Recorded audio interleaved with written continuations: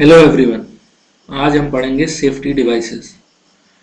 तो safety devices से related जो भी इंफॉर्मेशन है वो सारा कुछ आज हम देखेंगे। तो सबसे पहले सेफ्टी डिवाइसेस होती क्या है। Safety devices are those devices which gives protection to our electrical circuit from excess current. ठीक है, तो सेफ्टी डिवाइसेस वो डिवाइसेस हैं जो हमारे इलेक्ट्रिकल सर्किट को प्रोटेक्शन देती हैं। किससे? जब भी कई बार आज एक्सेस करंट हो जाता है। अब एक्सेस करंट कैसे हो सकता है? कई सारे रीजंस की वजह से हो सकता है। ठीक है, जैसे ड्यू टू शॉर्ट सर्किट,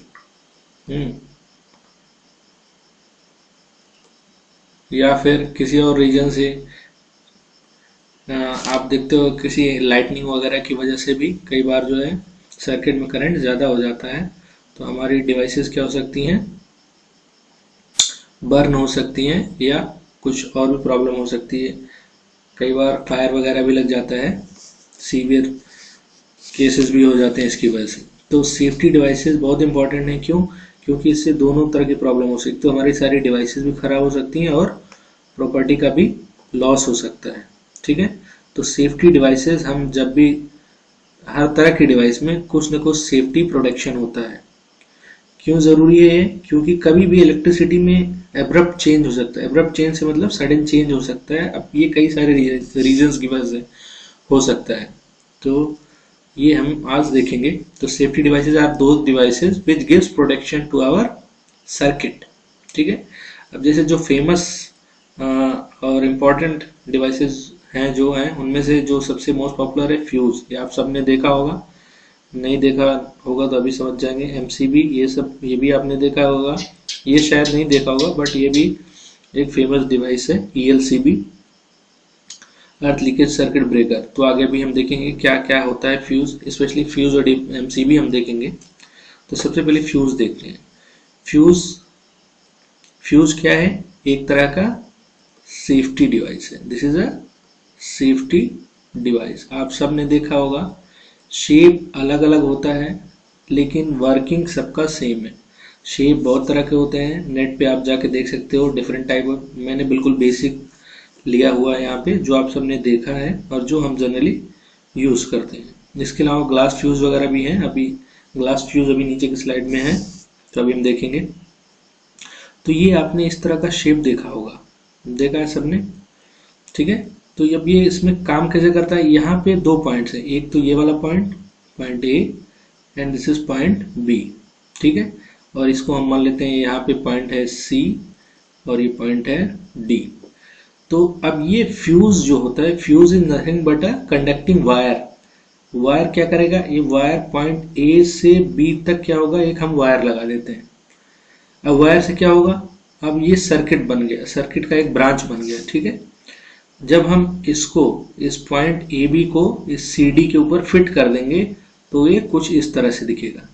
ठीक है, अब इसको मैं आपको सर्किट में बताता हूं। जैसे क्या होगा, फॉर एग्जांपल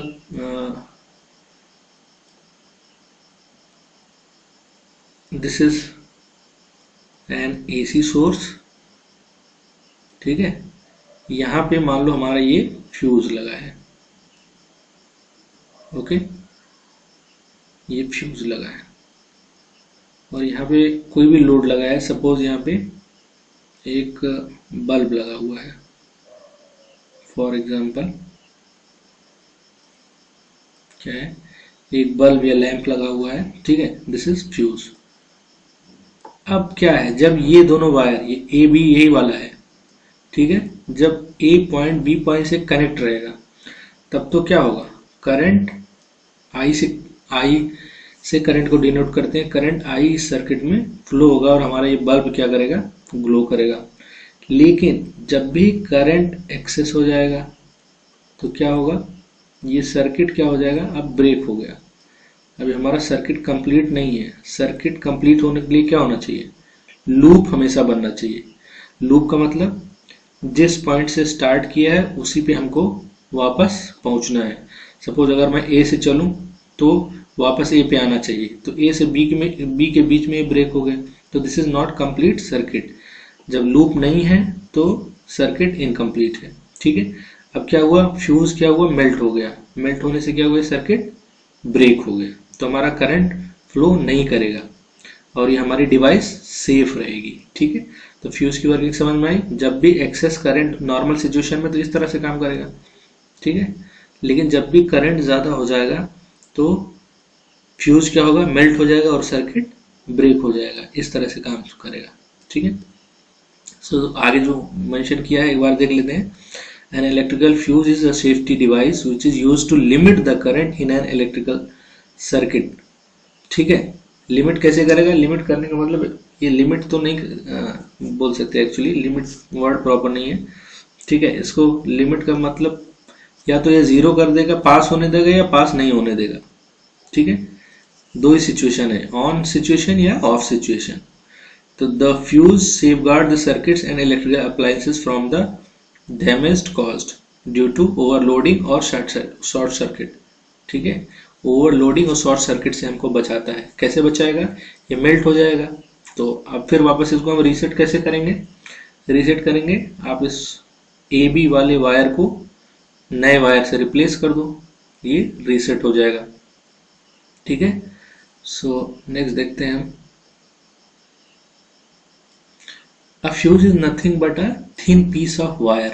एक पतला सा वायर होता है, कोई बहुत कॉम्प्लिकेटेड चीज नहीं है, this is just a wire made by materials having low melting point.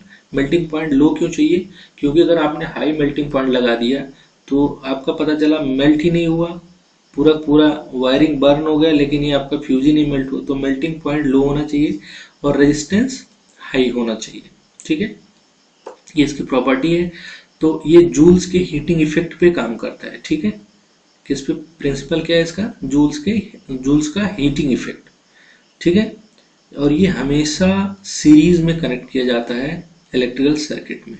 ठीक है, और इन जनरल टिन और लेड का एलॉय यूज करते हैं। एलॉय क्या होता है, alloy is nothing but mixture of metals.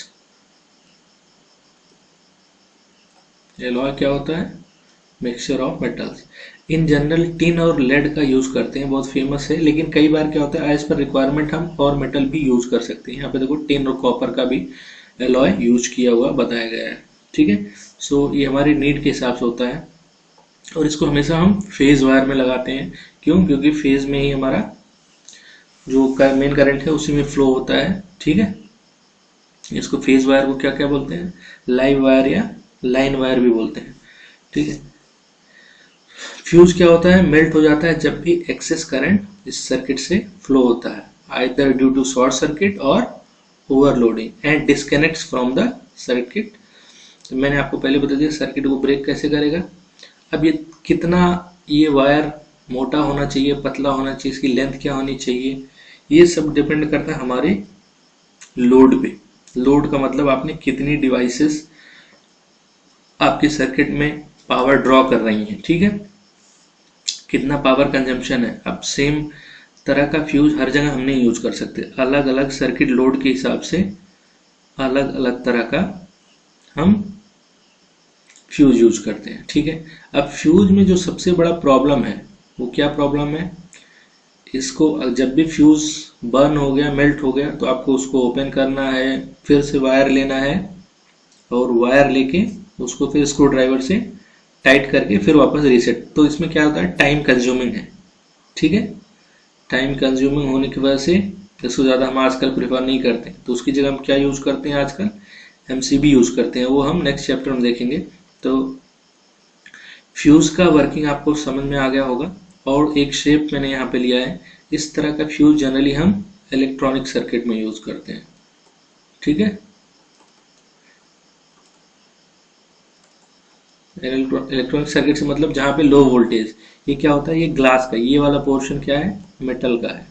ठीक है, ये वाला क्या है, मेटल का है, और ये क्या है, एक मेटेलिक वही लेड और टिन का एलॉय है, वायर है। ठीक है, ये वायर लगा हुआ, तो क्या होगा, जब भी करंट एक्स्ट्रा होगा तो ये वाला क्या होता है, बर्न हो जाता है। इसको ग्लास फ्यूज भी बोलते हैं, इसको ग्लास फ्यूज बोलते हैं। ठीक है, ये दो आपने देखे होंगे, और भी बहुत तरह के होते हैं, वो सारे देखने नहीं होंगे, आगे आप पढ़ोगे देखोगे। ठीक है, आगे की क्लासेस में हम देखेंगे इसको। तो ये दो तरह का आपको फ्यूज आपने देखा होगा और आपको पता होना चाहिए। वर्किंग मेरे ख्याल से समझ में आ गई होगी, बहुत सिंपल सा है। फिर भी कुछ भी डाउट है तो आप पूछ सकते हो। तो फिलहाल के लिए इतना ही, आगे नेक्स्ट चैप्टर में हम एमसीबी देखेंगे, नेक्स्ट टॉपिक में, नॉट नेक्स्ट चैप्टर। कुछ भी डाउट हो आप कमेंट में पूछ सकते हो। ठीक है, ओके, थैंक यू।